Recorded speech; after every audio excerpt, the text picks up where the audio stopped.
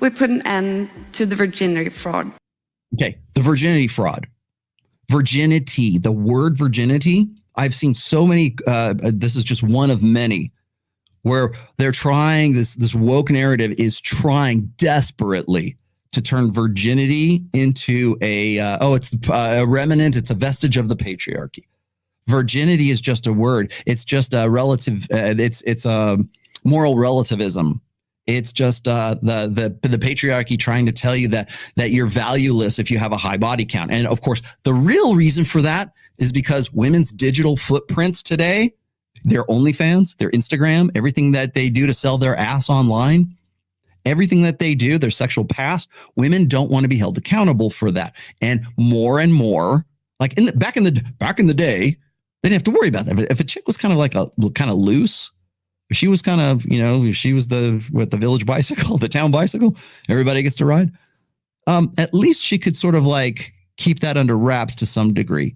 Today, with open hypergamy since 2014, and by open hypergamy, I mean embracing the narrative of women's mating strategy to the point where we're putting it on, Super Bowl commercials. When we're doing that, when we make it a cultural narrative of open hypergamy to empower women, there is a necessity to normalize promiscuity in women. That's why. That's the fundamental difference between men's promiscuity and women's promiscuity. Women embrace it. We just saw that in right here, right?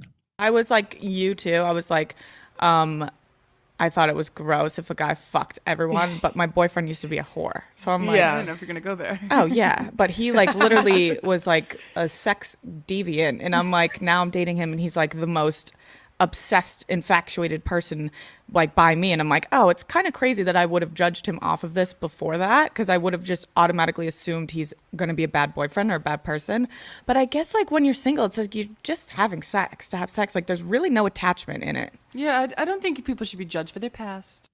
That right there. I don't think people should be judged for their past. That's where we're at. That's what I'm talking about here.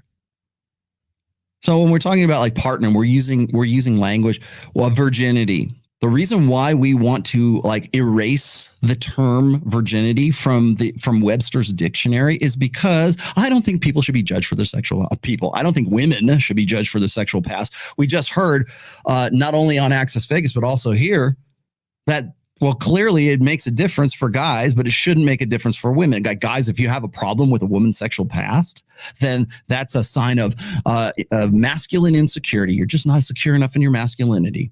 And you know what happens? That escalates and escalates and escalates to the point where it's like, well, if you have a problem with me going out on Tinder and fucking other guys while we're in a monogamous relationship and I'm cuckolding you, well, that's your problem because you're insecure in your masculinity. It's like, where do we draw the line? Where? She should be able to do whatever she wants to. Okay, fine. But not in the contract of me having a monogamous relationship with you. I have more respect. I am secure in my masculinity because I won't put up with that bullshit.